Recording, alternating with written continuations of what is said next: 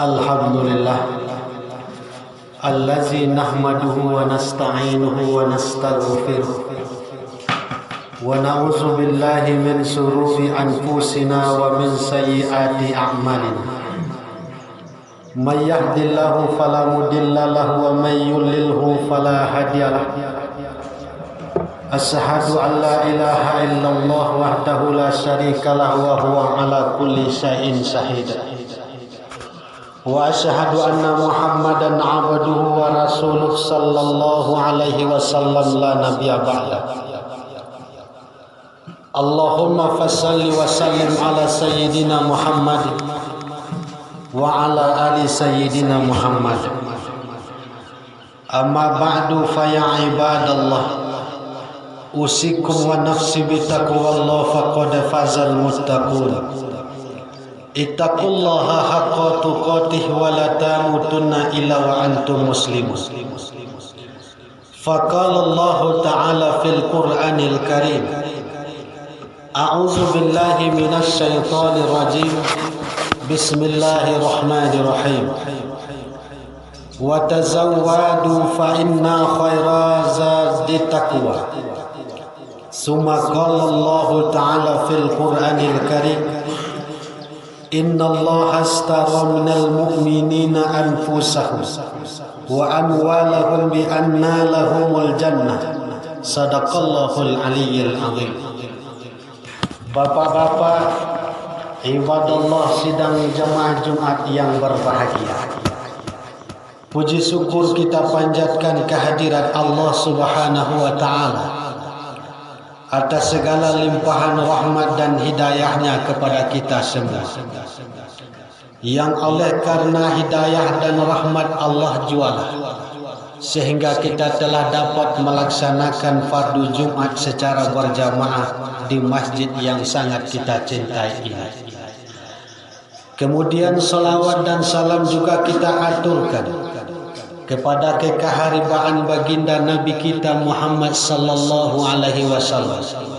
Allahumma salli ala sayyidina Muhammadin wa ala ali sayyidina Muhammad.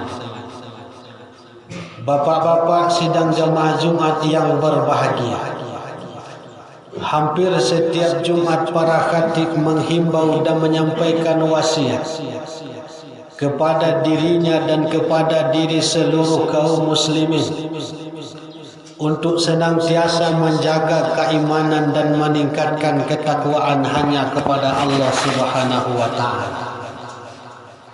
Jangan sekali-kali kita wafat atau meninggalkan alam dunia ini kecuali dalam keadaan beragama Rasulullah sallallahu alaihi wasallam. Wafat dalam keadaan beragama Rasulullah artinya yaitunya wafat dalam keadaan Islami ataupun juga wafat dalam keadaan Muslim.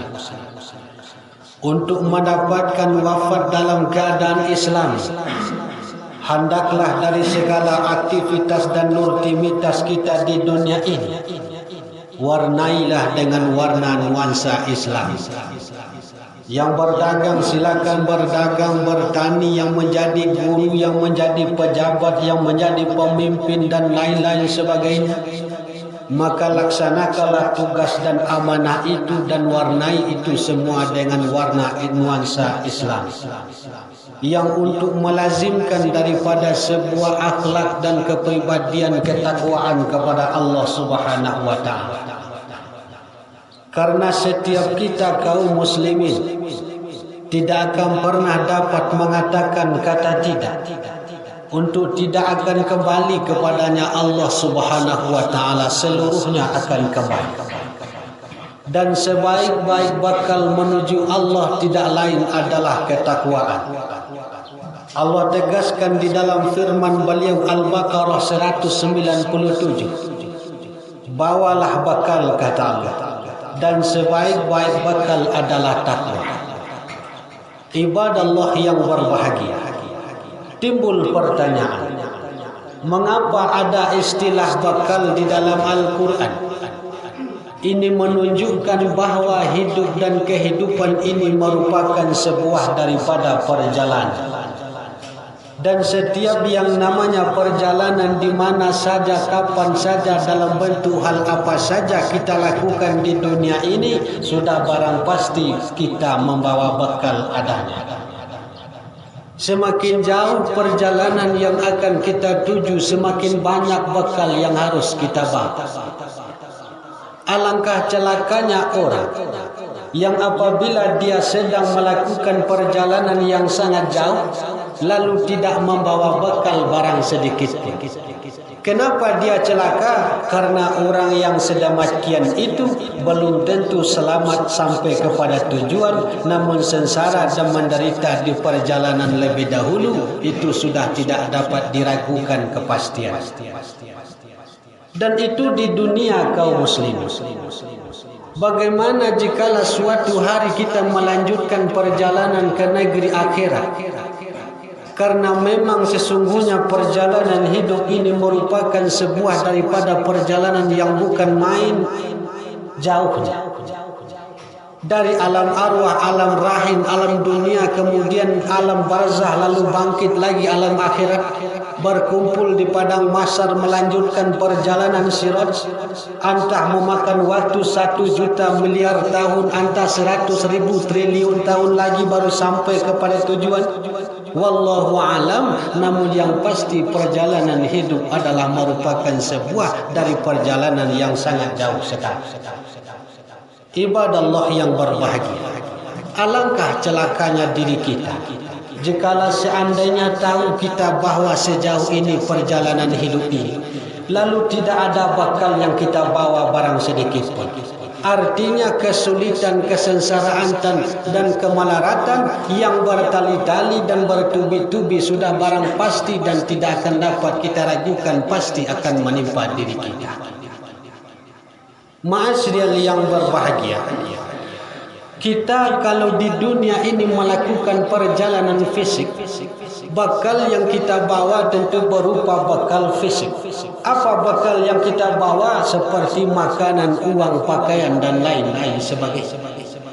Dan melanjutkan perjalanan ke akhirat bukan perjalanan fisik lagi. Apa bakal yang akan kita bawa jikalau suatu hari kita berada di alam barzah? Bakal apa kira-kira yang sudah kita persiapkan jikalau suatu hari kita dimasukkan orang ke liang lahat? Masihkah beras uang yang kita bawa? Tentu sudah tidak lagi, karena kehidupan material sudah selesai hingga pintu liang lahat itu. Yang apabila kita sudah berada di sana, maka amal baiklah dan amal jahatlah yang memegang peranan sebagai bakal yang tidak dapat kita sia-siakan. Ma'asyiral muslimin yang sedang berbahagia, oleh sebab itu hendaklah kita merela jikalau seandainya suatu saat nanti jasad ini terbujur kaku, sudah tidak bernyawa lagi, dimandikan, dikafankan, disolatkan dan dimasukkan orang ke liang lahat, tinggal kita sebatang kara di sana, sudah tidak ada tempat lagi untuk bergantung dan bersarah diri kecuali hanya kepada Allah. Kira-kira untuk menghadapi kenyataan yang pasti akan menimpa setiap kita itu, bakal apakah yang sudah kita persiapkan? Alangkah beruntungnya orang-orang yang apabila di dalam kehidupannya menjalankan taat kepada Allah, dia korbankan waktunya, pikirannya, hartanya hanya untuk membantu menegakkan agama Allah. Dan alangkah meruginya lah mereka-mereka yang apabila di dalam kehidupannya meninggalkan taat kepada Allah, sudah tidak terhitung lagi berapa kali panggilan Allah terabaikan, sudah tidak terhitung lagi entah berapa kali kaki mereka gagal melangkah ke masjid hanya untuk mengurus urusan yang padahal urusan itu tidak menjadikan bakal baginya sampai kepada akhirat. Ma'asyiral muslimin sidang jamaah Jumat yang berbahagia, bukankah kehidupan di dunia ini persis seperti ladang amal, kata Rasulullah? Apabila atas landasan iman dan keyakinan kita mengayomi kehidupan di dunia ini, maka apa saja profesi dan aktivitas kita semuanya takkan menjadi apa-apa kecuali menjadi ladang amal adanya. Yang petani menjadi ladang amal, yang berdagang, yang ke kantor menjadi guru dan lain-lain sebagainya, semuanya dan keseluruhan itu adalah ladang amal. Persis seperti orang pergi di pasar. Dunia ini pasar amal ibadah. Orang kalau pergi ke pasar meninggalkan anak istrinya yang sedang kelaparan di rumahnya, lalu pergi ke pasar, sampai di pasar ternyata orang itu tidak langsung belanja membeli makanan. Kenapa tidak langsung belanja? Karena tergiur oleh keindahan pasar. Berjumpa dengan teman-teman mereka di pasar, mereka bersantai-santai di pasar, sibuk mengurus urusan pasar, sibuk mengurus urusan orang-orang berdagang di pasar, sehingga dia lupa membeli bekal yang akan dia bawa ke rumah. Nanti hari sudah hampir sore baru ingat kita akan pulang ke rumah kita. Ingat pulang ke rumah baru mulai belanja. Bukannya langsung belanja tawar-menawar. Datang kepada penjual beras yang pertama, berasnya bagus, harganya mahal, tak jadi dibeli. Lanjut kepada penjual beras yang kedua, harga berasnya memang murah tapi berasnya tidak bagus, tidak jadi dibeli. Dan tidak satu pun beras yang kita beli sampai ke ujung. Akhirnya apa? Akhirnya kembali kepada penjual beras yang pertama. Kembali kepada penjual beras yang pertama, berasnya sudah habis terjual. Lanjut kepada penjual beras yang kedua, dagangannya tutup. Lanjut kepada penjual beras yang ketiga, pasar sudah usai. Lanjut kepada pedagang jual beras yang keempat, hari sudah malam. Kalau hari sudah malam, waktu pulang tiba bawa bekal ke rumah. Orang yang sama-sama pergi ke pasar dengan kita sudah berbagai macam bekal yang ia bawa. Tidak hanya sekadar beras, berbagai macam yang ia bawa untuk dia makan di rumahnya. Kita yang sejak pagi pergi ke pasar, tangan kosong yang kita bawa, tangan kosong juga yang kita bawa ke rumah sudah seharian. Alangkah sedih dan sangat menyedihkan sekali. Ma'asyiral muslimin yang berbahagia, apa artinya? Ke pasar waktu pagi itu artinya waktu muda. Bagi yang kita muda-muda ini artinya kita sedang berada di pasar pagi-pagi, silahkan berbelanja sebanyak-banyak. Jikalau kita sia-siakan masa muda, artinya sama pergi ke pasar lalu di pasar tergiur oleh keindahan pasar, kita sia-siakan masa muda kita. Padahal sebaik-baik belanja, sebaik-baik ibadah, sebaik-baik taat kepada Allah adalah di masa muda itu. Waktu sore itu apa artinya? Waktu sudah tua. Ingat kita sadar akan pulang kembali ke akhirat. Tidak langsung belanja, menunda-nunda taubat, tawar-menawar. Kita niat bulan Ramadan ini akan taubat, gagal, nantikan lagi Ramadan depan. Ramadan depan itu tiba, gagal lagi, niat lagi, Ramadan datang lagi. Datang Ramadan itu gagal, tunggu lagi Ramadan depan. Sehingga tidak satu pun Ramadan yang membuat kita sukses, sementara realita daripada waktu tetap berjalan. Akhirnya pasar tutup, waktu pulang tiba, kita belum sempat taubat. Kenapa belum sempat taubat? Menawar-nawar taubat. Kita niat Ramadan ini nak taubat, tak jadi, tunggu lagi Ramadan datang. Ma'asyiral muslimin yang berbahagia. Dan orang yang hebat itu bukan orang yang setiap pergi ke pasar lalu membawa bekal ke rumahnya, tidak. Orang yang hebat itu orang yang pandai berbisnis dengan ilmunya. Berbisnis dengan ilmu dan kemampuan. Apa itu? Kalau sekarang ini saya benar pergi ke pasar di bawah terik matahari, panas, keringat banting, tulang, kehujanan dan kepanasan mencari bekal ke rumah saya. Namun minggu esok untuk selanjutnya tidak usah lagi saya pergi ke pasar, orang pasar itu yang mengantarkan bekal ke rumah saya. Apa itu? Amalan jariah.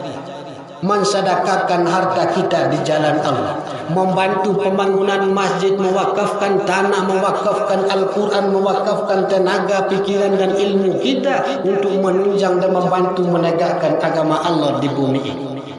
Jikalau sekarang ini terpaksa saya bangun subuh-subuh sangat susah sekali, suatu hari tatkala sudah wafat, pahala orang solat subuh di dunia akan mengalir kepada saya. Kenapa? Karena masjid yang mereka bangun itu atas bantuan kehidupan saya semasa saya hidup di dunia.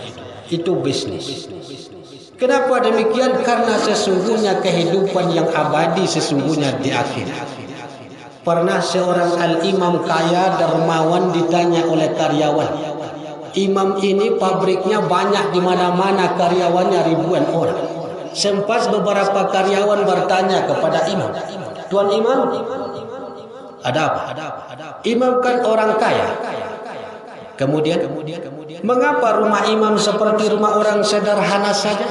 Tidak memiliki kendaraan bagus, rumahnya serba kurang, perabotannya kurang. Apakah imam tidak ingin membesarkan rumah, berleha-leha, bermegah-megah di dunia ini, membeli kendaraan yang serba bagus, tanah yang serba banyak? Ditanggapi oleh imam dengan senyum lalu berkata, ya saudara, jikalau anda mengatakan saya orang kaya, alhamdulillah, ini karunia dari Allah kepada saya. Namun segala yang kalian maksud itu sebelumnya sudah saya buat, tapi sudah saya kirim ke rumah asli saya. Di mana imam? Rumah asli saya di akhir. Rumah ini rumah siapa imam? Ini rumah sementara saya selama saya belanja di pasar ini. Dunia ini pasar. Kalau rumah persinggahan ini yang saya permegah-megah berleha-leha saya selama di pasar, saya ingat nanti pasar tutup, waktu pulang tiba bekal apa yang akan saya makan di rumah saya. Ini contoh yang baik daripada salah seorang al-imam yang dermawan itu. Ma'asyiral muslimin yang berbahagia, manfaatkan sebaik-baiknya masa muda. Karena sebaik-baik ibadah adalah di waktu masa muda atau waktu masa pagi jikala kita pergi ke pasar.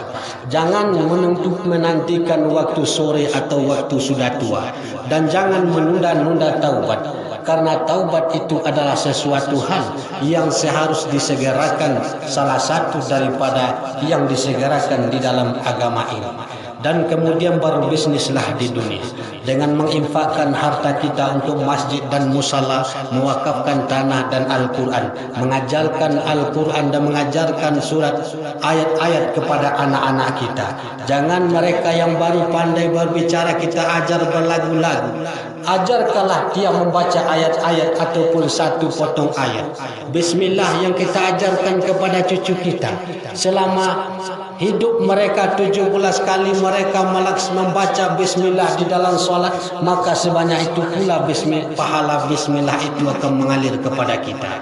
Bagaimana jika dia nanti menjadi guru tahfiz, diajarkan pula kepada anak muridnya diajarkan pula kepada anak muridnya, maka sebanyak apa yang mereka dapat sebanyak itu pula mengalir pahala bismillah itu kepada kita. Itu baru bismillah. Bagaimana jika Al-Fatihah yang kita ajarkan, kita yang mengajarkan cucu kita, kita yang mengajarkan anak kita, jangan kita berikan pahala itu kepada orang-orang lain, kitalah yang mengajarkan anaknya. Inilah yang kita bicarakan pada Jumat yang berbahagia ini. Semoga dapat menambah keimanan dan ketakwaan kita kepada Allah. Barakallahu li wa lakum fil Qur'anil azim wa nafa'ani wa iyyakum bima fihi minal ayati wa zikril hakim wa qur rabbi ghafir warham wa anta khairur